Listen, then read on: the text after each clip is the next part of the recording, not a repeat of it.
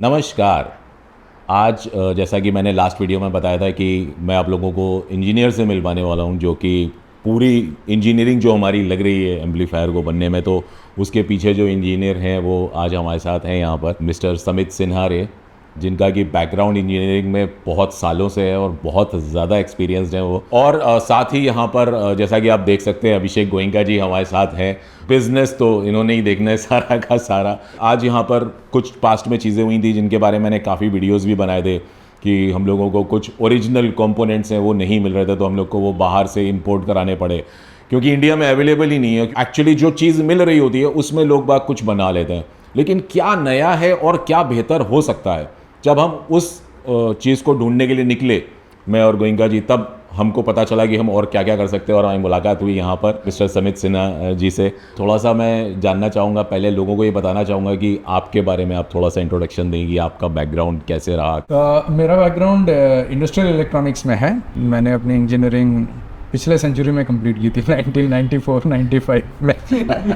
शुरुआत से ही मुझे इंजीनियरिंग में जाने से पहले ही मुझे बहुत सारे ऐसे अजीबोगरीब चीज़ें इलेक्ट्रॉनिक्स के साथ करने में मज़ा तो आता था। तब कुछ होता नहीं था बराबर है। मुझे ऐसे याद है, मैं जब भी छोटा था तो एक इंसिडेंट मुझे याद है कि छोटी वो कैसेट वाली जो रिकॉर्डर की मोटर्स होती थी, मैंने वो ख़रीदा था। मम्मी ने पैसे दिए थे तो 20 रुपये जमा करके मैंने मोटर ख़रीद लिया था। अब वो मोटर को चलाने के लिए बैटरी लगती है, और 90s वगैरह में बैटरी भी एक बैटरी लेना भी आसान नहीं होता था। मतलब it was not so easy like how it is today. Battery लगा लगा हमने खूब मोटर चलाई, बैटरी खत्म हो गया, अब मोटर चल नहीं रहा है। तो मैंने क्या किया, वो छोटी वाली मोटर जो है ना मेंस में लगा दी और मोटर फट गया।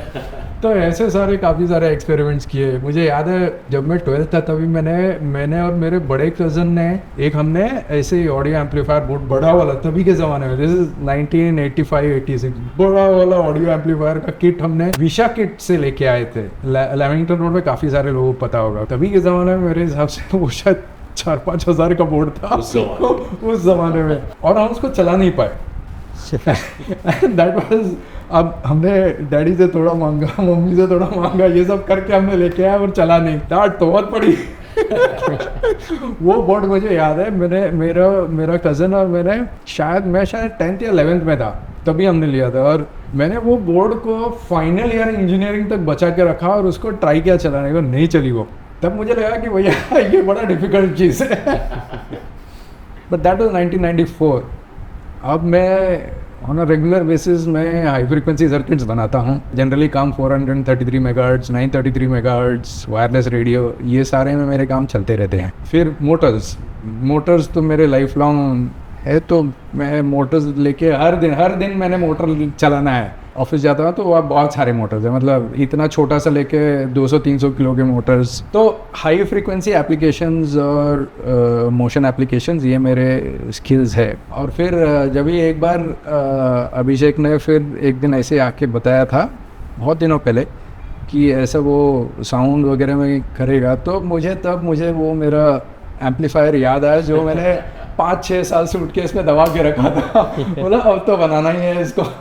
एक्चुअली क्या है कि एक तो अपने फील्ड में जैसे कि ऑडियो के बारे में स्पेशली अगर बात करें तो टेक्नोलॉजी जो है वो हम कभी भी एक जैसी रहती नहीं है ना। जो पास्ट में था वो अभी बेसिक्स जरूर हमारे सेम रहते हैं, सिमिलर रहते हैं, लेकिन धीरे धीरे टेक्नोलॉजी चेंज होती रहती है और आज के टाइम पर बहुत आगे हम लोग आ चुके हैं। जब मैं इनसे मिला और हमारा डिस्कशन हुआ तो जो बेस था, जो हमने जो प्लान किया था जिस तरीके के एम्पलीफायर उसको जहाँ पर लेके जाना, तो एक तो वो टेक्नोलॉजी जो हम शुरू से देखते आ रहे हैं और एक वो टेक्नोलॉजी जो वो खुद आज जिस पे काम करते हैं, तो उन दोनों का कॉम्बिनेशन बना है यहाँ पर। उन्होंने मुझे बहुत सारी चीज़ों को सजेस्ट किया कि ऐसा कर सकते हैं, वैसा कर सकते हैं, SMD में जा सकते हैं और बहुत सारी चीज़ें। तो बेसिकली आज हम लोग जानेंगे कि एक एम्पलीफायर को बनाने के पीछे एट प्रेजेंट जो टेक्नोलॉजी है आज की डेट में और जो बेसिक्स हैं और जो भी पास्ट में रहा है, वो सब चीज़ों को मिला जुला करके क्यों इम्पॉर्टेंट है किसी भी एक एम्पलीफायर को, जिस तरह से हम लोग बोलते हैं हाई फिडिलिटी में एक कोई प्रोडक्ट अगर लेके आना है तो वो कोई ऐसे ही मजाक नहीं होता, वो कोई यूं ही नई चीज़ बन जाती है। तो उसके पीछे बहुत सारी इंपॉर्टेंट चीज़ें होती हैं जो कि एक कोई इंजीनियर ही जो है वो हमें समझा सकता है। तो समित जी, जैसा कि अभी रिसेंटली मैंने थोड़ी देर पहले बोला कि ट्रांजिस्टर्स को लेकर के बड़ा हम लोग का चला था कहानी, तो बेसिकली ट्रांजिस्टर्स का इंपॉर्टेंस क्या है, रोल क्या है बेसिकली? ट्रांजिस्टर एक it's a 2 layer PNP device, मतलब उसमें 2 PN जंक्शंस होते हैं। और आपने डायोड सुना होगा जिसमें एक लेयर होता है। तो typically transistor is something like a small switch. आपने ट्रांजिस्टर का बेस में एक सिग्नल डाला तो कलेक्टर और एमिटर के बीच में जो सिग्नल जा रहा है वो उस सिग्नल को सेम टू सेम रेप्लिकेट करेगा या वो सिग्नल का इन्वर्जन रेप्लिकेट करेगा, मतलब सिग्नल को इन्वर्ट कर देगा या सेम टू सेम सिग्नल को रखेगा, लेकिन वो सिग्नल का जो मैग्नीट्यूड होता है वो मैग्नीट्यूड को बहुत बड़ा कर देता है। अभी transistor are typically current devices, मतलब उनको बेस में हम करंट डालते हैं या करंट निकालते हैं, और वो करंट डालने से या करंट निकालने से जो कलेक्टर एमिटर के बीच में जो करंट है वो कोई हज़ारों गुना, depending on the beta of the transistor, वो कहीं हज़ारों गुना, 100 गुना या हज़ारों गुना ऊपर नीचे होता है। मतलब आपने 1 मिली एम्पियर अंदर डाला तो यहाँ 1 एम्पियर अंदर बाहर हो जाएगा। So they are basically in one way, there are many ways to look at a transistor. एक तरीके में ट्रांजिस्टर एक एम्पलीफाइंग डिवाइस है, छोटा सिग्नल को बड़ा कर देता है, उल्टा भी कर देता है। दूसरे तरीके से ट्रांजिस्टर एक स्विच जैसा होता है, मतलब बंद चालू होता है। आपने उसको एक स्पेसिफिक वोल्टेज और एक स्पेसिफिक करंट दिया तो कलेक्टर एमिटर के बीच में जो कनेक्शन है ना वो ऑन होता है या ऑफ हो जाता है, मतलब there is conductance between the collector and emitter और देयर इज़ नो कंडक्टेंस। तो दो तरीके से वो चलता है। टिपिकली जहाँ मैं कंप्यूटिंग के सर्किट्स बनाता हूँ वहाँ मैं ट्रांजिस्टर को एज ए स्विच यूज़ करता हूँ, ऑन करना या ऑफ करना। बहुत फास्ट ऑन ऑफ हो सकता है, मतलब 1 सेकंड में, जैसे मैंने थोड़े टाइम पहले बताया 433 मेगाहर्ट्ज़ है, 1 सेकंड में वो transistor 43 crore time on off होता है 1 सेकंड में। दैट्स 43 करोड़ टाइम 1 सेकंड में चालू बंद होता है। अभी उससे हमने रेडियो वेव्स जनरेट कर लेते हैं, वो रेडियो वेव से वायरलेस जाता है। अब अगर आप साउंड देखेंगे, साउंड में क्या होता है 5 या 10 हर्ट्ज़, मतलब 1 सेकंड में 5 बार बंद चालू होगा। बंद चालू का भी अलग नोशन होता है, मतलब एकदम परफेक्टली इंजीनियरिंग सेंस में बोलूँगा तो on end of is like 0 and 20 volts और 0 and -20 वोल्ट्स। तो उससे ऑडियो नहीं होता, ऑडियो 0 से स्लू रेट के हिसाब से स्मूथली वो टर्न होता है। So it's not on end of is like a square signal. Audio signal is not square, it goes between stages, मतलब वोल्टेज उसके आस्ते आस्ते से बढ़ते हैं, कम होते हैं, उसके हिसाब से आपको साउंड मिलता है। और मैक्सिमम फ्रीक्वेंसी उसका होता है 20 kilohertz. So 20 kilohertz is like 20,000 times a second. तो इतना फास्ट वो सिग्नल को मॉड्यूलेट कर रहा है। अभी ये सिग्नल मॉड्यूलेट करना ना, छोटे सिग्नल में कोई प्रॉब्लम नहीं है। जब आपका output current 50, 100, 200 milliampere, 1000 milliampere तक होता है तब तक तो ठीक है, output power is manageable. Moment it crosses a certain threshold तब जाके प्रॉब्लम्स आने शुरू हो जाते हैं। सो जब भी आपको बहुत सारा करंट पुश करना है, फॉर एग्जांपल बास हैवी सिस्टम रहेगा तो उसके वक्त आपको लो फ्रीक्वेंसी में बहुत सारा करंट पुश करना है, क्योंकि आपका जो स्पीकर है, स्पीकर का जो डिफ्लेक्शन है वो बहुत सारा होता है। सो इसके वजह से it has to pump in a whole lot of current. So that is where you will start having problems, because एक बार तो उसको पॉजिटिव साइड में पुश करना है, फिर नेगेटिव साइड में पुश करना है। तो आपको क्रॉसओवर ट्रांजिस्टर्स रहते हैं, जो टिपिकली 2 ट्रांजिस्टर रहेंगे, वो एक टेक केयर करेगा आपका पॉजिटिव रेल को टेक केयर करेगा, यानी पॉजिटिव साइड पर। तो साइन वेव होएगा या कोई भी वेव होगा, आप कभी भी देखेंगे पॉजिटिव और नेगेटिव में जाता है, तो ये पॉजिटिव साइड में पुश करेगा। दूसरा वाला है वो उल्टा खींचेगा, नीचे खींचेगा। तो ये 2 करते वक्त जो दोनों ट्रांजिस्टर का इनफेसिंग है, वो फेस में क्रॉसओवर डिस्टॉर्शंस जो आप बोलते हैं ना, वो आता है। अब ये क्यों आ रहा है? ट्रांजिस्टर के वजह से नहीं आ रहा है, वो जो हमने जो एनाटॉमी बनाया, जो मतलब ट्रांजिस्टर का जो अरेंजमेंट्स बनाया, पुश पुल अरेंजमेंट जो बनाया हमने, उसके वजह से हो रहा है। तो typically transistor is a 2 layered silicon devices, 2 junction silicon devices which are generally used in audio amplifiers for amplifying the signal. क्योंकि आपके माइक से या आपके प्री एम्प वाले सेक्शन से जो सिग्नल्स आ रहे हैं वो बहुत छोटे हैं, वो कुछ कर ही नहीं पाएंगे। They can not drive a huge speaker. They might be able to drive a small headphone speaker, but they definitely cannot drive large speakers. तो जैसा कि अभी आपने ट्रांजिस्टर के बारे में पूरा बताया कि कैसे क्या उसकी फंक्शनैलिटी होती है और सब चीज़ें, तो यहाँ पर मुझे एक चीज़ जो जाननी है वो ये कि बहुत सारे ट्रांजिस्टर, और इवन अगर हम इन जनरल और भी कंपोनेंट्स के बारे में बात करें कि मार्केट में जो चीज़ें अवेलेबल हैं, तो इंडिया में बहुत सारे कंपोनेंट्स अवेलेबल हैं। जैसे कि अगर हम बात करें अभिषेक गोइंका जी का जो पास्ट से एक एम्पलीफायर चला आ रहा है, तो उसमें बहुत सारे कंपोनेंट्स लगे हैं जो कि वो ऑलरेडी यूज़ कर रहे हैं और वो ईजिली अवेलेबल है इंडिया में। लेकिन जैसा कि अभी हम लोग जो यहाँ पर डिज़ाइन कर रहे हैं नया पावर एम्पलीफायर जो हमारा मोनोब्लॉक आने वाला है, तो उसमें जो स्पेसिफिक चीज़ें लग रही हैं, तो वो क्यों ऐसा है कि वो हम जो ऑलरेडी मिल रहा है वो नहीं यूज़ कर सकते और हमें स्पेशली उनको बाहर से मंगाना है या क्या सब चीज़ें हैं? तो क्योंकि जहाँ तक कि मुझे पता है कि बहुत ज़्यादा प्रॉब्लम्स उन्हें फेस करनी पड़ती हैं। तो बहुत ज़्यादा, क्योंकि इंडिया में जो कंपोनेंट्स अभी आपने जो लिस्ट दिए थे हम लोग को, तो वो कंपोनेंट्स तो मिलने बहुत मुश्किल हो रहा है। काफ़ी हद तक मैंने जितना सोर्स मेरे अवेलेबल थे इंडिया में, वहाँ तो मिला ही नहीं है। ये जो प्रॉब्लम ये हमको भी फेस होता है। We also face the same problems जब भी हम लोग डिजिटल सर्किट्स बनाते हैं या मोटर कंट्रोल सर्किट्स बनाते हैं या वायरलेस सर्किट्स बनाते हैं, ये सेम इशू फेस हो रहा है हमको भी। क्योंकि इंडिया में जो इलेक्ट्रॉनिक्स प्रोडक्शन जो बेस थी वो पिछले 10-20 साल या शायद ज़्यादा पहले ही हमारे पास बेस कम थी, और उसके बाद में ये पिछले 20-30 साल से किसी ने ना उस पर पैसा लगाया है, ना R&D किया है, ना कंपनीज आए हैं तो भी they probably do not find the Indian scenario great to set it up for whatsoever reason. ये सारे जो प्रोडक्शन के बेसिस थे ना, ये चले गए जापान में। ओरिजिनली तो जापान में थे ही। जापान और Taiwan were the original electronic manufacturing powerhouses. थोड़ी बहुत इंडिया में आई थी बहुत सालों पहले, पर फिर वो यहाँ पे सक्सेस नहीं हो सके, तो वो वहाँ पे चले गए और वहीं से प्रोड्यूस होते थे। तो अभी भी मुझे क्या लगता है, जितने भी ज़्यादातर हम कंपोनेंट्स यहाँ भी लेते हैं, जो PTH कंपोनेंट्स बोलते हैं, जो प्लेटेड थ्रू होल, मतलब आपने अगर रजिस्टर उठा लिया, उसमें रजिस्टर में अगर आप दो ऐसे टांगे रहेंगी ना, तो ये PTH रजिस्टर्स होता है। ये रजिस्टर भी मोस्टली सब बाहर ही बनते हैं, हमारे यहाँ बनते नहीं है। और हमारे यहाँ जो भी बनते हैं ना, वो लो वैल्यू हाई टॉलरेंस के बनते हैं, मतलब जैसे फ्यूज़ वगैरह के बन गए, या शायद कोई बनाता होगा पर मुझे ऐसा कोई दिखा नहीं है। सो फॉर एग्जांपल, मैंने अगर बोलना है कि भैया मेरे को 220 ओम्स का 0.1% टॉलरेंस का लेके आओ, तो वो शायद ही इंडिया में मिलेगा, या शायद ही कोई बनाना है। मतलब 1% छोड़ दो, 1% भी नहीं बनाने वाला मिलेगा, या मिल जाए एक आधा, बहुत ढूंढेगा तो मिलेगा। हमारा एक प्रॉब्लम है कि यार कोई जो यहाँ बनाता है वो उसको हम ढूंढ के निकाल नहीं पाते। पर आप अगर वैसा वो वाला सिनेरियो चाइना में नहीं है, पर वही सेम इशू ताइवान और जापान में है, वो उनको वहाँ ढूंढ नहीं पाओगे। पर चाइना में जो बनाता है ना, वो बराबर मिल जाता है अपने को। क्यों? क्योंकि उन्होंने अपना जो लिस्टिंग वगैरह है वो सही से किया हुआ है। हमने भी लिस्टिंग किया हुआ है, पर हमारा लिस्टिंग आता ही नहीं है बाहर। और आया तो भी कोई सीधा बोलता नहीं है भैया मेरे पास ये पार्ट है, या नहीं है तो इतने दिन में बनेगा। ऐसे मैंने बहुत सारे देखे। मैं अभी रिसेंटली लोड सेल वगैरह खरीद रहा था, सामने मैन्युफैक्चरर बैठा है, उसने लगा के रखा है फोटो कि वो बनाता है। उसको मैंने कोटेशन पूछा, हफ्ते भर हो गया, कोई जवाब नहीं है। अब मैं यही चीज़ मैं चाइना में एक बार भेजूंगा ना, एक ईमेल भेजूंगा, मुझे तुरंत दूसरे दिन कोटेशन के साथ, प्राइस के साथ माल ऑफर हो जाएगा। ये उनका स्पीड है। तो हमारे यहाँ ये प्रॉब्लम है। करेक्ट। कैसे ठीक करेंगे मुझे पता नहीं, पर है, प्रॉब्लम तो है। So it is far more easier to source from China. तो शायद जैसा आपने मुझे बताया, इसी के पीछे ये रीज़न है कि जो चीज़ें ईजिली इंडिया में अवेलेबल हो जाती हैं, लोग उन्हें फटाफट सोर्स कर लेते हैं और उनसे जैसा भी काम चलाओ, जो भी जैसा बन रहा है, बस साउंड आ जानी चाहिए। तो यही फ़र्क है जो हमें समझना है कि एक होती है कि साउंड तो किसी भी एम्पलीफायर से निकल जाएगी, तो ज़रूरत नहीं थी ना हमको भी। हमारा साउंड किंग SK25000 जो एम्पलीफायर है ऑलरेडी बहुत अच्छा चल रहा है, सबको बहुत पसंद आता है, सब उसकी बहुत तारीफ करते हैं। इवन मैंने खुद ने सुना है, मुझे भी बहुत पसंद है। लेकिन ज़रूरत क्या थी फिर?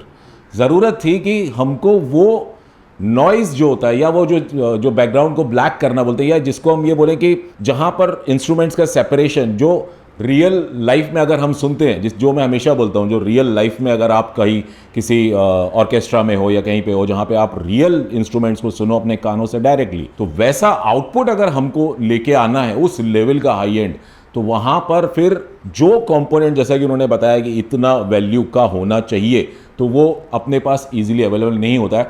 तो जनरली क्या करते हैं लोग बाकी, जो अवेलेबल होता है वो यूज़ कर लेते हैं। तो लेकिन यहाँ पर ऐसा नहीं हो रहा है। यहाँ पर ये हो रहा है कि नहीं, जो चाहिए सो चाहिए, तो वो वही जब तक लगेगा नहीं तब तक वो आउटपुट मिलेगा नहीं।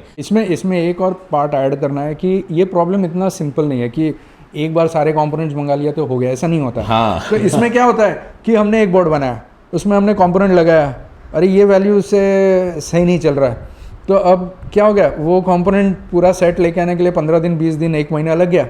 अब वो पूरे 50 चीज़ में से 2 चीज़ है जो सही बैठ नहीं रहा है, या सही चीज़ नहीं आ रहा। अभी मुझे क्या करना है, मुझे ना उसके ऊपर वाले वैल्यूज़, नीचे वाले वैल्यूज़ लगा के देखना है क्या हो रहा है। तो अब ये ऊपर वाले वैल्यूज़ लेके आना है, नीचे वाले, और 1 महीना गया उसमें। तो ये जो है, ये साइकिल को बहुत लंबा कर देता है।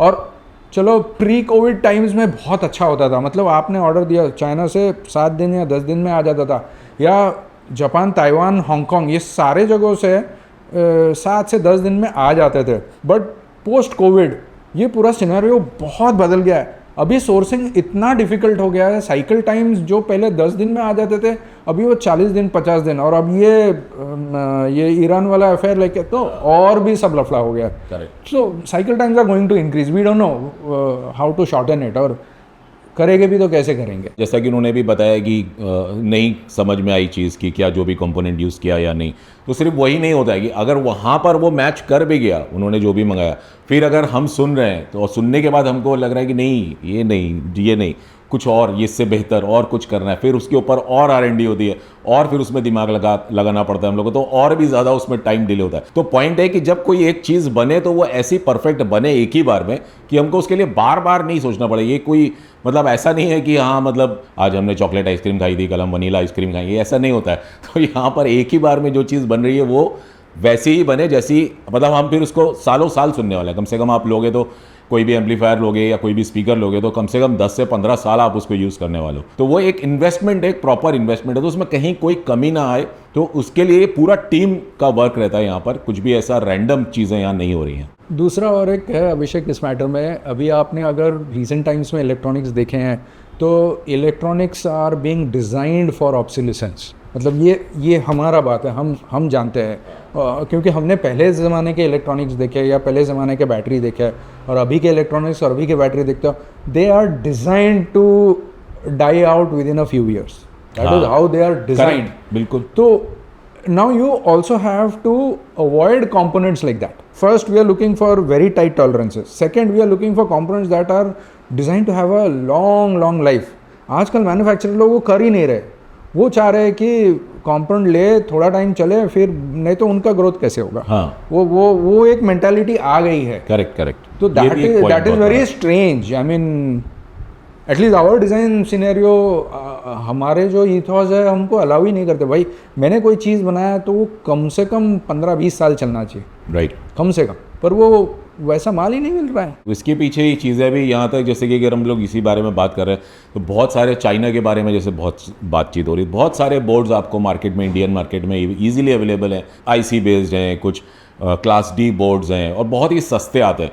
तो वो सस्ता कैसे पॉसिबल होता है? तो वो वही होता है ना कि वो चीज़ की क्वालिटी इतनी हल्की होती है कि मतलब आप इमेजिन नहीं करोगे कि हम तो पैसों की भी आज बात करें तो वो पैसों में भी 0.1 पैसा समथिंग लाइक एक रजिस्टर का वैल्यू होगा, उस तरीके की चीज़ों से बन करके वो चीज़ें रेडी होती हैं जो कि सिर्फ काम चल जाता है वहाँ पर, और उसमें ना आपको कोई एक हाई फिडिलिटी साउंड सुनने को मिलेगी और वो बहुत जल्दी आपका ख़राब भी होगा, और उसके बाद आपको या फिर ख़राब नहीं भी होगा तो आप खुद उससे इरिटेट हो जाओगे कि ये क्या है, मतलब मुझे मज़ा नहीं आ रहा, मुझे कुछ और नया लेना है। तो आपको लगे यार मैंने सिर्फ 500-1000 रुपये तो खर्चा किए थे, चलो मैं फिर कुछ और एक नया ट्राई कर ले, तो आप ट्राई ही करते रह जाओगे और फिर आपको वो सेटिस्फैक्शन नहीं मिल पाएगा। अभी जैसे हम लोग रजिस्टर कैपेसिटर की बात कर लेते हैं, बिकॉज ये transistor, resistor and capacitor, these are the three more और less more, I mean PCB is another big part of the whole game, but transistors, resistors and capacitors में ये जो नॉइज़ वाला जो आइडिया है, एक तो transistors themselves are going to create noise because of the fact that there is thermal changes. ये जो थर्मल का नॉइज़ है ना, there is always the base noise, how much you can keep it cooled, how much you can maintain the temperature. Thermal shot noise is the most important thing that causes the random noise that you hear in the audio. So two main sources are from, one is from the resistors and one is from the transistors. Okay, resistors में noise thermal के वजह से भी आता है, thermal parameters change होते हैं, because जैसे आप चला रहे हैं और लोड ज़्यादा है तो आपका पूरा PCB का जो एम्बिएंट टेम्परेचर है वो बढ़ता है। कंपोनेंट्स के अंदर से जब भी करंट फ्लो होता है तभी उसका टेम्परेचर बढ़ता है। जैसे ही टेम्परेचर बढ़ता है रेजिस्टेंस वैल्यूज़ चेंज हो जाते हैं, कंडक्टिविटी वैल्यूज़ चेंज हो जाते हैं, इम्पीडेंस वैल्यूज़ चेंज होता है। All of this keeps on happening and that is what keeps on making your, जो आपका ऑपरेटिंग पॉइंट है ट्रांजिस्टर का ऑपरेटिंग, वो आस्ते आस्ते हिलता है। उसके पीछे आपने अगर जो ट्रैक्स में से जो आप करंट भेज रहे हो वो ट्रैक अगर सही से उसमें थिकनेस नहीं है कॉपर का, PCB के जो ट्रैक्स रहते हैं, हाँ PCB के जो ट्रैक्स है वो इसको अफेक्ट करेगा। PCB के ट्रैक के अंदर इंडक्टेंस है, वो अफेक्ट करता है। जितना आपका फ्रीक्वेंसी बढ़ता है, ये जो पैरासिटिक इंडक्टेंस और पैरासिटिक कैपेसिटेंस जो है, जो दो ट्रैक बाजू बाजू में जा रहा है, they are like capacitor, they have parasitic capacitance between them, there is some amount of cross talk, ये सारे नॉइज़ करते हैं।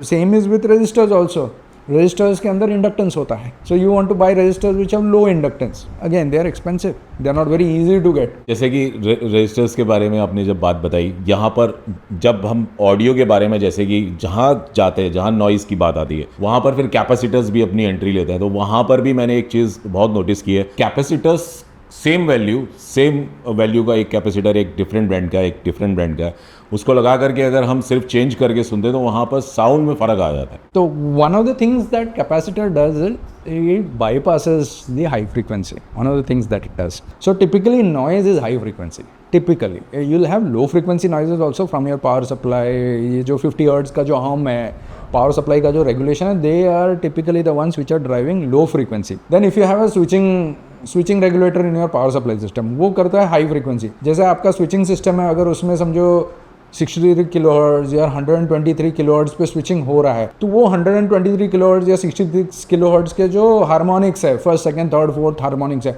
ये सारे आपके नॉइज़ के अंदर मतलब आपका नॉइज़ में ऐड कर देते। कैपेसिटर्स जनरली क्या करते थे, good value capacitors what they remove the high frequency noise. Low frequency noise को भी कैपेसिटर्स रिमूव कर सकते हैं, बल्क कैपेसिटेंस से लो फ्रीक्वेंसी नॉइज़ रिमूव होता है। So the quality of your capacitors decide how much of the high frequency noise is rejected and how much of the low frequency noise is rejected. Capacitor का अगर dielectric थका हुआ रहेगा तो क्या ही वो होल्ड करेगा और क्या ही चलेगा। सो कैपेसिटर्स महंगे होते हैं, I mean compare to transistors also are expensive, good transistors expensive, capacitors are expensive because to be able to design a capacitor, this capacitor is the guy who is taking out most of the noise, and transistors and resistors are the guys who are adding noise to the system.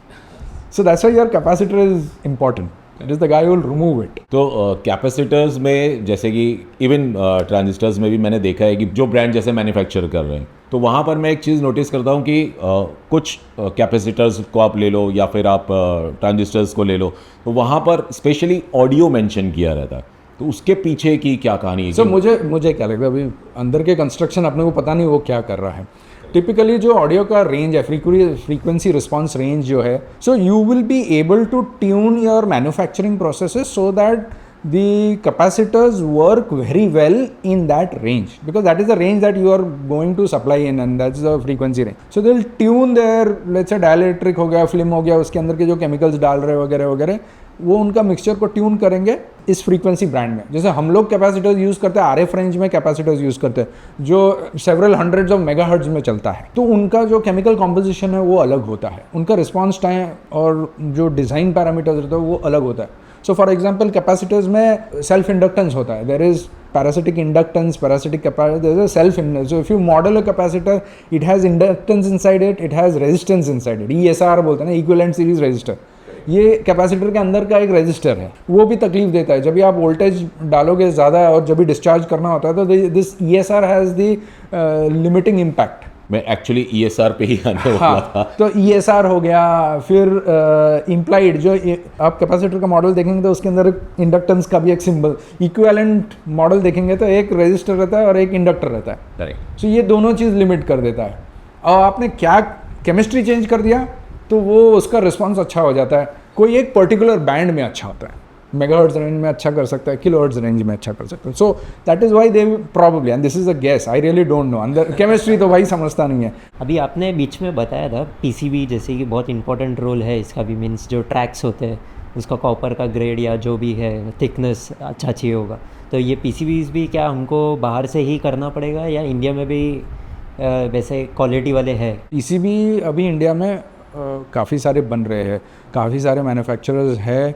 जो अच्छे quality के PCBs बनाते हैं। Secondly the choice of PCB is more important, मतलब आपने phenolic PCB use किया, FR4 use किया, अभी ये जो FR4 है इसके अंदर बहुत सारे ग्रेड्स होते हैं। आपका जो PCB है उसका भी FR4 का ग्रेड के अंदर भी इम्पिडेंस होता है, उसको भी आपको कंट्रोल करना होता है। हम लोग जैसे बात कर रहे थे ना 1 हर्ट्ज़ टू 20 किलो हर्ट्ज़, तो इसका जो इम्पिडेंस रेंज होता है वो PCB के ऊपर भी थोड़ा बहुत डिपेंड करता है। सेकेंड इज़ PCB का जो कॉपर का जो थिकनेस है, अभी नॉर्मली 2 आउंसेस वाले कॉपर सब लोग यूज़ करते हैं, बट 2 आउंसेस वाला कॉपर जो है वो हाई करंट कितना ले सकता है, आपको ट्रैक का थिकनेस बढ़ाते बढ़ाते जाना पड़ेगा करंट कैरिंग कैपेसिटी से।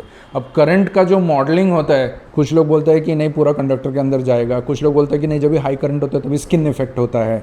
ये बहुत सारे एस्पेक्ट्स है, मतलब जिसमें हम लोग चले जाएंगे तो स्किन इफेक्ट वगैरह में चले जाए पूरा एक ज़िंदगी चला जाएगा, तब वो भूल जाओ एम्पलीफायर नहीं डिज़ाइन होगा। तो ऐसे बहुत सारे पैरामीटर्स, क्रॉस टॉक हो गया, आपने जो ट्रैक की डिज़ाइन लगाई है, ट्रैक्स कितने पास में है, सेपरेशन क्या है, कौन सा ट्रैक किसके पास में से जा रहा है, ये सारे क्रॉस टॉक का इफेक्ट होता है, इम्पीडेंस का इफेक्ट होता है, करंट कैपेसिटी। सो अभी instead of let's say using a 2 ounce copper PCB हमने 4 ounce यूज़ किया या 6 ounce यूज़ किया, तो उससे क्या होता है, हमारा करंट कैरिंग कैपेसिटी इंप्रूव हो जाता है, हमारा जो ट्रैक का जो रेजिस्टेंस है वो डिक्रीज हो जाता है, थोड़ा बहुत ट्रैक का जो पैरासिटिक इम्पीडेंसेस है, पैरासिटिक इंडक्टेंसेस है, उसमें भी फ़र्क पड़ता है। Again there are so many parameters, और ये at least from the PCB point of view मुझे लग रहा है कि the restrictions are not so much. Yes, cost wise we are expensive, let's say मतलब हम लोग अभी सोर्स कर रहे हैं, तो हमको पता है कि इंडिया में जनरली हम लोग बनाते हैं तो 2 to 3 times X मल्टीप्लाई, अच्छी क्वालिटी वाले जो बनते हैं 2 to 3 times X बनता है। बट जैसे कि अगर इंडिया में ही बन रहा है तो हमारे पास एक एटलीस्ट इतनी लिबर्टी तो कि हम वहाँ जा करके चेक कर सकते हैं आप क्या ग्रेड यूज़ कर रही है वो। अब बाहर से कुछ मंगाया हमने, उसका क्या है नहीं है, वो सिर्फ ट्रस्ट फैक्टर हो जाता है। कोई भी चीज़ यहाँ पर ऐसे हवा में नहीं है कि बस कुछ भी मिल रहा है और उससे हमने काम चला लिया। यहाँ पर हर एक चीज़ के ऊपर रिसर्च चल रही है। पीसीबी का जैसे कि आपने बताया ट्रैक्स के ग्रेड्स वगैरह भी, तो वो भी सब ऑडियो के लिए क्या ज़रूरी है और क्या नहीं, उसी हिसाब से देखते हुए वो डिज़ाइन कर रहे हैं। हर एक चीज़ जो मैं बोलता हूँ ना, हर एक चीज़, तो वो हर एक चीज़ क्या है वो सब आज आप यहाँ पर देख रहे हो, सुन रहे हो। तो अभी जैसे कि यहाँ पर मुझसे बहुत सारे लोग, मतलब सिर्फ रिसेंट टाइम में नहीं, जब से मैंने अपना चैनल शुरू किया, या अगर कभी जो भी लोग मुझसे जुड़े वो कभी मिले और मुझसे पर्सनली भी पूछा, तो यही पूछा है कि 8 ohm का स्पीकर लूँ या 4 ohm का स्पीकर लूँ या 8 ohm का एम्पलीफायर या 4 ohm का एम्पलीफायर। बेसिकली ये 8 ohm और 4 ohm की जो कहानी है उस पर थोड़ा सा आप अपना गौर फरमाएं। नहीं, एक्चुअली ये जो 8 ohm और 4 ohm बोल रहे हैं ना, ये सो कॉल्ड रेजिस्टेंस बोलते हैं, but it's not actually resistance, is the impedance. सारे लोग सोचते हैं ओम्स मतलब रेजिस्टेंस, ये जनरल एक नोशन है, बट स्पीकर्स के केस में वैसा नहीं है, ये रेजिस्टेंस नहीं है। आपने अगर मल्टीमीटर लगा के देख लिया तो 8 ohm नहीं दिखने वाले आपको वहाँ पे। सो it is the impedance at that particular frequency. और इंटरेस्टिंगली क्या है मालूम है, ये जो इम्पीडेंस है ना, हर फ्रीक्वेंसी पे चेंज होता है। हाँ, ये एकदम ऐसा कांस्टेंट स्टैटिक नहीं है। ऐसा नहीं है कि आपने 8 ohms बोला तो 8 ohms है, मीटर लगाओ तो पक्का 8 ohms नहीं मिलेगा, 100% 8 ohm नहीं मिलेगा। मतलब डिपेंडिंग आपने वो वायर का थिकनेस, ग्रेड वगैरह क्या लगा उसके ऊपर है। पर 8 ohm और 4 ohm is the equivalent impedance. और इम्पीडेंस क्या होता है, इम्पीडेंस फ्रीक्वेंसी के साथ लगा हुआ होता है। जैसे आपका फ्रीक्वेंसी चेंज होता है ना, तो वो आपके पास अगर स्मिथ चार्ट है, नेटवर्क एनालाइजर है, VNA है, तो आप ना वो निकाल सकते हो आपका स्पीकर का इम्पीडेंस है। एक गोल चार्ट है, ऐसा स्मिथ चार्ट बोलते हैं, स्मिथ इम्पीडेंस चार्ट, ऐसा हार्ट के जैसे फोटो आता है, गोल चार्ट होता है वो। तो वो ना इम्पीडेंस मैप होता है आपका। आपने अगर आपके स्पीकर पे लगाया आप, तो वो पूरा आपको मैप देगा, वो बताएगा कि ये फ्रीक्वेंसी में आपका इम्पीडेंस ये है। और इम्पीडेंस को हम, impedance is like resistance in the AC world. Resistance is resistance in the DC world. I mean, technically speaking, from from the equations. तो impedance, किसी का impedance 4 ohm है, किसी का impedance 8 ohm है। इसका सीधा सीधा मतलब एकदम लेमैन टर्म्स में ऐसा होता है कि भाई उसको ड्राइव करने में एम्पलीफायर को एवरेज में 4 ohm का लोड दिख रहा है, और 8 ohm वाले में जब ये एम्पलीफायर उसको ड्राइव कर रहा है तो 8 ohm दिख रहा है, एम्पलीफायर को दिख रहा है ये लोड। अभी आपने अगर ध्यान से देखा रहेगा तो जैसे 4 और 8 ohm हो गया तो आपका करंट रिलेशन जो है सीधा V = IR वाला जो अगर आपने इक्वेशन लगाया तो सीधा मल्टीप्लाई बाय 2 हो जाता है या डिवाइड बाय 2 हो जाता है। किस तरीके से आप देख रहे हैं, 8 ohm वाला एम्पलीफायर को जब भी चलाना है, 8 ohm वाले लोड को जब भी चलाना है आपको, इम्पीडेंस लोड को, तभी आपको कम पावर चाहिए होता है। तो आपके ट्रांजिस्टर जो है वो उनको कम मेहनत करना पड़ रहा है, given everything else same. Versus 4 ohm वाले में आपको ज़्यादा ड्राइव करना है। अब ज़्यादा ड्राइव करने से क्या है, आपका जो इफेक्टिव पावर अंदर जा रहा है वो बढ़ेगा, क्योंकि आपका अगर वोल्टेज सेम है और V = IR अगर आपने रूल लगा दिया, वोल्टेज सेम है, R को आपने इमीडिएटली कम कर दिया तो I बढ़ जाएगा। और पावर वाला जब भी आप इक्वेशन लगाए गए I²R हो जाता है, पावर = I²R होता है। तो जैसे आपका करंट बढ़ा तो पावर आपका स्क्वायर में बढ़ता है। तो इसका मतलब आपका ट्रांजिस्टर को काम बहुत सारा करना है। करेक्ट। जैसे ही आपने लो ohms वाले स्पीकर लगाए हैं तो आप आपके 4 ohms में से आपने अगर एम्पलीफायर चलाया तो आप भगा रहे हो उसको, थका रहे हो उसको वर्सेस 8 ohm में आप उतना करंट नहीं खींच रहे हो। So hence thermal stability is easier, गर्म नहीं होता होगा। आपका एंटायर पीसीबी का बेस ठंडा रह रहा है. So hence all the other consequences of noise are reduced to a slight extent. But then all of this also depends on your speaker. हाँ, मतलब ऐसा नहीं है कि मैं जो बोल रहा हूँ ये हाँ, वैसा नहीं है. वो स्पीकर के ऊपर भी बहुत सारा चीज़ स्पीकर के ऊपर भी करेक्ट. जो स्पीकर का जो डायनामिक रिस्पॉन्स है 8 ओम हो गया 4 ओम हो गया, you take a well designed 4 ohm with very good diaphragm structure, really मतलब एकदम fantastic diaphragm response रहेगा, it may sound better than 8 ohm also. Then your amplifier should have the ability to drive it. वही मतलब there are two parts to the whole equation. पूरा तालमेल चाहिए. मतलब सिर्फ एम्पलीफायर अच्छा हो गया से काम नहीं चलेगा. इवन स्पीकर भी आपको इक्वली अच्छा चाहिए. अगर आप 4 ओम में जा रहे हो तो बेसिकली एम्पलीफायर को संभाल सके. जो स्पीकर जो मांग रहा है, जो डिमांड कर रहा है, वो एम्पलीफायर के पास होना चाहिए देने के लिए, तब जाकर के वो चीज़ आपको उसमें अच्छी मिलेगी. तो समझिए एक चीज़ और बहुत सारे लोग क्वेश्चन पुटअप किया लास्ट वीडियो में, जहाँ मैंने कहा था कि हाई करंट एम्पलीफायर के बारे में जानना चाहते हैं. और कुछ लोग हैं जो कंफ्यूज कर जाते हैं, जैसे कि वॉट्स ज़्यादा है मीन्स हाई करंट एम्पलीफायर है. वॉट और करंट एक तो रिलेशन है, जैसे हम लोग पीछे बात कर रहे थे, V equals to I R, voltage equals to current into resistance. ये वाला एक इक्वेशन है, बहुत ज़माने पहले हमने पढ़ा था और काफ़ी लोगों को पता होगा. दूसरा वाला जो इक्वेशन है, power equals to I square R. तो power is watts, measured in watts. तो वॉट्स और करंट का स्ट्रेट रिलेशन आता है, आई स्क्वायर आर है. मतलब करंट को स्क्वायर करेंगे, रेजिस्टेंस से मल्टीप्लाई करेंगे तो वॉट्स आ गया. पर ये सब ना डीसी सर्किट में बहुत अच्छा अप्लाई हो जाता है. एसी सर्किट में कुछ अलग स्टोरी चल रहा होता है, जिसको इन्हें आधे लोगों को पता है, आधे लोगों को पता नहीं. हमको भी थोड़ा बहुत पता है. तो रिलेशन तो है. तो टिपिकली आपका जो हाई वोल्टेज सिस्टम रहेगा उसमें हाई करंट आना चाहिए. अब और एक तरीका हो सकता है, हाई करंट ना रह के आपने अगर वोल्टेज को इंक्रीज कर दिया तो भी ऑटोमेटिकली आपका जो पावर जा रहा है ना वो चेंज होता है. बिकॉज पावर का और एक इक्वेशन है जहाँ वोल्टेज आता है. तो आपने अगर छोटा वोल्टेज में ज़्यादा करंट दिया, तो लेट्स से 5 वोल्ट में 10 एम्पियर करंट दे दिया, हाँ, तो 10 square is 100 and let's say you have 1 ohms resistance, let's say, so वो 100 वॉट्स आ गया एट 5 वोल्ट्स. अब वही चीज़ को आपने अगर 5 वोल्ट्स को 10 वोल्ट्स कर दिया ना, तो आपको करंट बहुत कम देना पड़ेगा उतना वॉटेज लेके आने के लिए. Similar kind of, I mean they are not 1:1 equations, but they are similar. So you can achieve the same voltage by higher voltages. But जैसे आप हायर वोल्टेजेस में जाते हो, आपका तकलीफ है कि आपके जो कैपेसिटर्स है और जो ट्रांजिस्टर्स है वो उतना हाई वोल्टेज ले नहीं सकते, उड़ जाएंगे.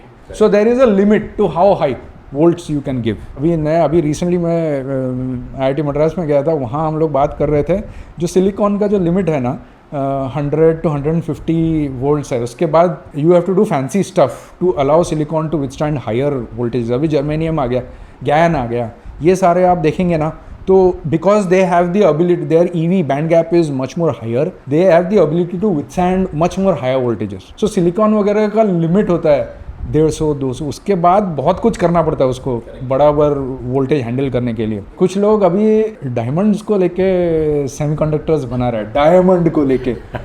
और डायमंड का वोल्ट गैप इतना है कि आपने 1200-1500 वोल्ट दे दिया तो भी वो ठीक ठाक रहेगा, मतलब चल जाएगा. So that is where technology is moving. अभी जस्ट 2-3 दिन पहले मैं 2 दिन वहाँ स्पेंड किया and for me as a engineer हमने तो भाई बचपन से सिलिकॉन ही देखा. अभी ज्ञान तो अभी भी गैलियम नाइट्राइड्स वगैरह अभी देखो, और फंटास्टिक मटेरियल है. मेरा सिलिकॉन का इतना बड़ा ट्रांजिस्टर और ज्ञान का इतना छोटा सा ट्रांजिस्टर, दोनों सेम वॉटेज दे रहे हैं. ये 100 वाट दे रहा है और ये इतना छोटा सा पीस 100 वाट दे रहा है. हाँ बढ़िया है. मैंने हमने छोटा होते हुए देखा है, लेकिन ये सडनली सिलिकॉन से ज्ञान पे आ गया, एकदम सडनली छोटा हो गया. और अभी बोल रहे कि डायमंड पे जाकर वो एकदम, मतलब आपका जो बड़ा जो आप ट्रांजिस्टर देख रहे हैं ना, बड़े वाले, वो रजिस्टर के साइज के हो जाएंगे. पर हाँ महंगा भी होगा ना, डायमंड है, हीरा है उसमें. तो ये वॉटेज वाला गेम अभी, और सीरियसली हाउ मेनी, कितने लोग हैं जो वॉटेज रियली मेजर कर सकते हैं? वो सामने वाला एम्पलीफायर वाले ने बता दिया ये वॉट है. अब आपने पूछा नहीं कि RMS वॉट है कि पीक वॉट है. और पीक वॉट है तो कितने टाइम तक दे सकता है, क्योंकि अगर पीक वॉट है तो ज़्यादा से ज़्यादा आधा सेकंड 1 सेकंड वो देगा. अब मुझे बोलना है तो मैं बोल दूंगा मेरा 1500 वॉट का एम्पलीफायर है. क्यों? क्योंकि मेरा जो आउटपुट ट्रांजिस्टर है वो 5 सेकंड के लिए या 2 सेकंड के लिए ना 30 एम्पियर हैंडल कर लेगा. वो जैसे आपने 2 ड्रम बीट ज़्यादा दे दिया, उड़ गया आपका एम्पलीफायर. तो ये सब मेजर कौन करेगा? करेक्ट. अब ये नॉर्मल यूज़र समझ भी नहीं पाएगा, मेजर भी नहीं कर पाएगा। वो उसको क्या पता है 1500 वाट का पीक पावर, आरएमएस पावर थोड़ा सा लो होता है, RMS is your kind of average mean power. हाँ। तो मीन पावर बहुत इंपॉर्टेंट होता है, पर मेजर करना उसको आसान काम नहीं है। करेक्ट। तो सामने वाले ने कोई भी नंबर दे दिया तो आग बंद करके नहीं चलाना है उसको, आपको आपका यूज़ केस देखना है, यूज़ केस देख के चलाओ। और पावर और वाट का सीधा सीधा रिलेशन है, लगभग स्क्वायर का रिलेशन है, लगभग। ओवरऑल लोगों को एक थोड़ा सा गाइडेंस इस पॉइंट ऑफ व्यू पे कि जैसे कि लोग समझ नहीं पाते, उनको ये लगता है कि ये चीज़ महंगी क्यों है।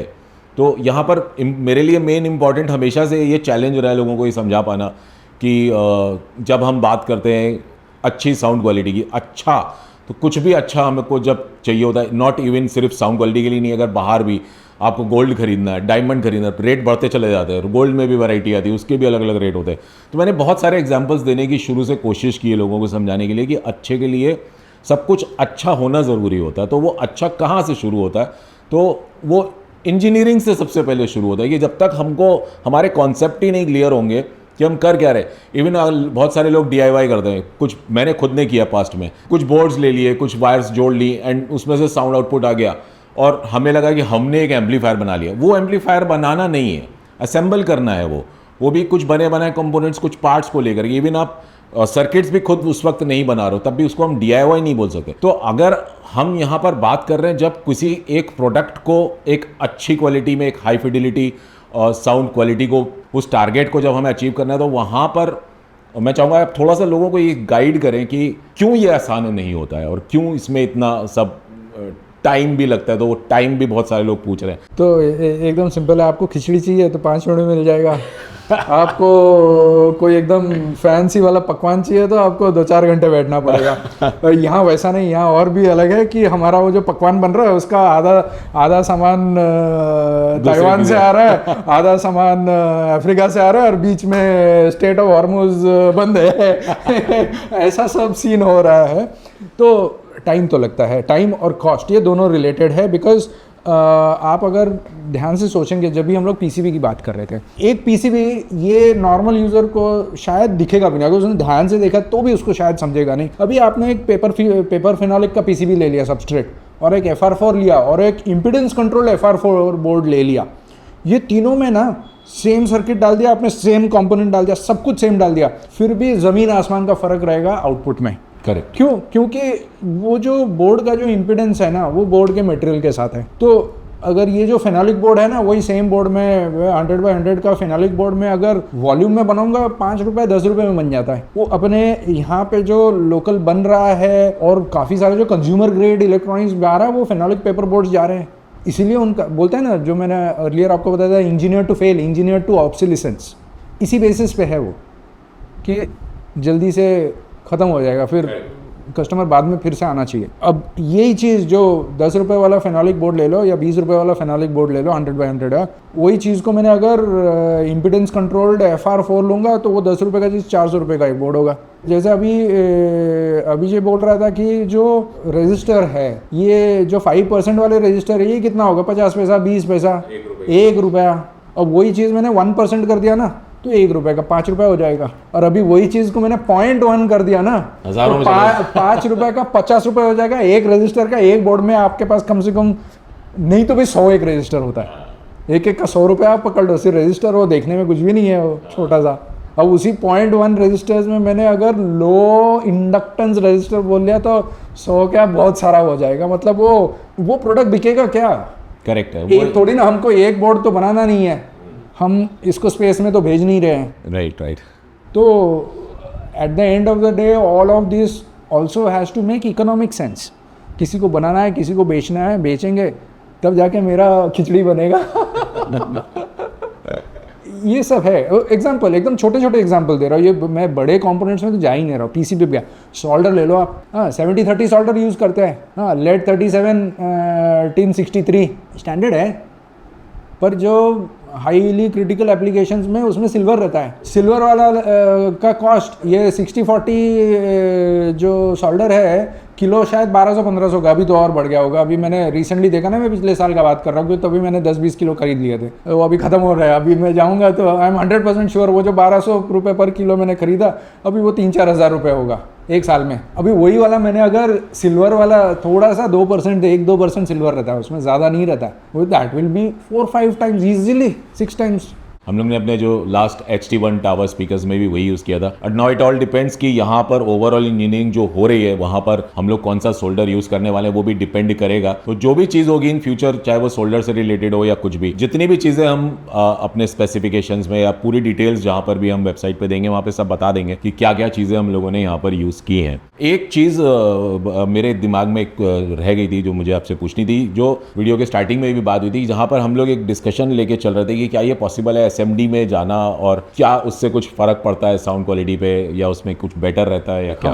तो SMD का क्या, जैसे हम लोग बीच में अभी डिस्कस कर रहे थे ना कि miniaturization of electronic components are happening at a very large scale. जो मतलब मैंने जो अपने बचपन तो नहीं, जब मैं इंजीनियरिंग वगैरह करके निकला था उस टाइम के मैंने, और आजकल भी दिखते हैं, आपने अगर एम्पलीफायर्स के पीछे देखेंगे ना, TO-96 वाले केसेस है, वो ऐसा डायमंड रोम्बस तरीके का ये वाला शेप है, कैप रहता है उसमें, एक बीच में गोल, दे आर ऑल ट्रांजिस्टर्स। पुराने एम्पलीफायर्स के पीछे बाहर की साइड में हीट सिंक पे लगाया हुआ होता है, वो बहुत कॉमन थे तभी हमारे ज़माने में, that was state of the art. आजकल वही चीज़ छोटा हो गया, बिल्कुल इतना साइज़ में हो जाता है, आगे जाएंगे तो और भी कम साइज़ में होगा, कॉस्ट बढ़ेगा, दैट्स अ डिफरेंट इशू। तो माइनेचराइजेशन होगा, इट इज़ इनएविटेबल। माइनेचराइजेशन क्यों हो रहा है? सो उसका एक है कि जब भी आपके कंपोनेंट्स के साइजेस छोटे हो जाते हैं ना, तो आपका ये जो पैरासिटिक इंडक्टेंस है, आपका जो रजिस्टर का जो टांग है ना, वो PTH में पकड़ लो आप 2 mm 2.5 mm तो है ही है। फिर आपका वो जो सोल्डर का पैच है वो एक 2 mm का डाया है, आपका पूरा रजिस्टर ही 5-6 mm लंबा है, तो अंदर भी जा रहा है लेड, तो आपने वो टोटल उतना साइज, उसका 7-8 mm का साइज हो गया, तो उसके अंदर उतना जो कंडक्शन है, उसके अंदर लोकल पैरासिटिक इंडक्टेंस है, थोड़ा बहुत कैपेसिटेंस भी है। अब वही चीज़ आपने सीधा 7-8 mm से सीधा आपने 2 mm कर दिया या 1 mm कर दिया, तो वो सारे जो इफेक्ट्स है वो बहुत कम हो जाते हैं। बट इसका माइनेचराइजेशन का दूसरा प्रॉब्लम क्या है कि बहुत ज़्यादा करंट नहीं हैंडल कर पा रहा है, तो हमने अगर माइनेचराइज कर दिया तो आउटपुट साइड में माइनेचराइज होने को बहुत टाइम, मतलब हाँ डायमंड का ट्रांजिस्टर बनाए तो शायद माइनेचराइज हो कर भी लेंगे, भाई वो प्राइस वैसा हो जाएगा ट्रांजिस्टर का। बहुत सारे लोग मुझसे ये भी पूछते रहते हैं कि अगर हमको कोई चीज़ खरीदने जाना हो बाजार में, तो हमें उसके पीछे क्या चीज़ जो बेसिक्स है वो क्या पता हो कि हम उससे ये एक अंदाज़ा लगा सके कि वो प्रोडक्ट हमारे लिए सही रहेगा। खरीदने के लिए दो पार्ट्स होते हैं, एक तो कि आप जो चीज़ खरीद रहे हो आप उसको सुनो कि आपने सुने, correct, and generally you want to pair up, मतलब स्पीकर और एम्पलीफायर साथ में रखे, क्योंकि वो जैसे आप वो स्प्लिट आउट करते जाओगे तो उसका जो इफेक्ट है वो चेंज हो जाएगा। So you want to listen to whatever equipment you are buying, and you have to listen to it together, as in the final, both the amplifier and the speaker together, so you hear it as a set and you hear lots of it, preferably hear the same tune or something that you are sensitive to। आप उसको 10-12 set 15 set में जाके सुनिए, different volume level सुनिए, try to keep everything else constant. मतलब आप जिस room में, there are special rooms, sound rooms होते हैं, हम लोग कभी साउंड रूम्स है, वो साउंड रूम्स में जाके सुनिए, आप बाकी सारे पैरामीटर सेम रखिए, सब कुछ सेम रखिए, सिर्फ आपका एम्पलीफायर, आपका स्पीकर वो है, वो साउंड रूम में जाके वही पोजीशन में, वही कपड़े, वही जूते, सब कुछ सेम रखना है, उतना ही आपका वजन वो सब सेम रहना है, क्योंकि ये सारे चीज़ अफेक्ट करते हैं हियरिंग को। आप ऐसे 10-20 सुन लीजिए, आपको तुरंत पता चल जाएगा कि कौन से में डालना है, because the better it will be the more expensive will be, that is for sure, and then you have a certain budget. वो जो 2 लाइन है ना वो ऐसे क्रॉस जाते हैं, ये बजट ऐसा जा रहा है और अपना लाइन ऐसे आ रहा है नीचे, तो वो बीच में कहीं तो भी इंटरसेक्ट होता है, आपको वो पॉइंट खुद को डिसाइड करना है। वही मैं भी बोलता हूं, अभी इंटरनल खोल के बहुत कम लोग होंगे व्यूअर्स में जो, मतलब आप सामान खोल के उसके अंदर कंपोनेंट्स की क्वालिटी क्या है, और नॉर्मल आदमी को अंदर कंपोनेंट देख के समझ में भी नहीं आएगा। तो ये सारे पैरामीटर्स तो देख के नहीं होते, सुन के ही होता है। बहुत सारे लोग मुझसे ये क्वेश्चन पूछते हैं कि सर हम सुनना चाहते हैं, हम आना चाहते हैं, तो मैं बहुत सारे लोगों को तो बोल देता हूँ अभी तो फिलहाल ऑफिस में आप आकर के सुन सकते हो, उनके वहाँ पर ऑफिस में स्पीकर्स हम लोग ने सेटअप करके रखे हुए हैं, और डेमो रूम जो है वो बन रहा है, सिनेमा रूम भी इनका बन रहा है, जहाँ पर कि आप आकर के ऑडिशन कर सकते हो। बहुत सारे तरीके की चीज़ें हो रही हैं, हो रहा है से ये आपको समझ में आ रहा होगा कि हम कर रहे हैं तो ही हो रहा है, और वो कर इसलिए रहे हैं क्योंकि आप लोग की डिमांड आ रही है, आप लोग का इतना प्यार है। आज इस वीडियो को देख के हम लोगों ने बहुत कुछ जाना इंजीनियरिंग के बारे में, खासतौर पर अपने एम्पलीफायर एम्पलीफायर्स को लेकर के और सब चीज़ें। कोशिश करूंगा दोबारा, आप लोग क्वेश्चंस लिखिए नीचे और आप लोग क्या जानना चाहते हैं, फिर दोबारा मुलाकात करने की कोशिश करेंगे। नेक्स्ट मुलाकात में मैं कोशिश ये करूंगा कि हमारे पास हमारा एम्पलीफायर मॉड्यूल एटलीस्ट रेडी हो और उसके बाद हम लोग उसके ऊपर चर्चा करेंगे कैसे कैसे हम लोगों ने उसको बनाया और क्या क्या चीज़ें हुई। तो फिलहाल यहाँ पर मैं आप सभी लोग से आगे लेना चाहूँगा, यदि आप लोग को मेरा ये वीडियो पसंद आ गया हो तो भैया नीचे लगे लाइक के बटन को ज़रूर दबा दीजिएगा, और यदि आप लोगों ने इस चैनल को अभी तक सब्सक्राइब ना किया हो तो उसे भी सब्सक्राइब ज़रूर से ज़रूर कर लीजिएगा। नमस्कार।